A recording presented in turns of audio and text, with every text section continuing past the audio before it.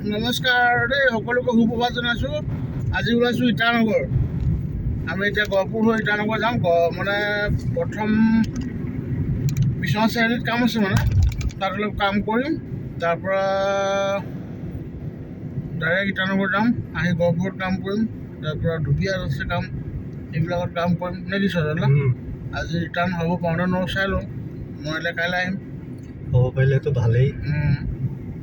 সেইটো কাৰণে কাম বহুতখিনি লৈ ওলাইছোঁ, মানে বহুত দিনৰ মূৰত। আজি ভালেমান দিন যোৱা নাই, এতিয়া কাম অহাৰ কাৰণে আকৌ যাব লগা হৈছে। গতিকে চাই লওক, এইটো চিধা যাব নোৱাৰা লাগিব। হৈছে দাদা,